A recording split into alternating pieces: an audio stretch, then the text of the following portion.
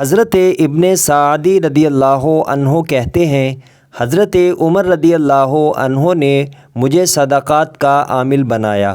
جب میں فارغ ہو کر آیا تو آپ رضی اللہ عنہ نے میرے لیے حق الخدمت ادا کرنے کا حکم دیا۔ میں نے عرض کیا، یہ کام میں نے اللہ کی رضا کے لیے کیا ہے۔ آپ رضی اللہ عنہ نے فرمایا، جو ملتا ہے لے لو۔ میں نے بھی رسول اللہ صلی اللہ علیہ وآلہ وسلم کے دور میں کچھ کام کیا تھا تو آپ صلی اللہ علیہ وآلہ وسلم نے مجھے اس کا بدل عنایت فرمایا تھا۔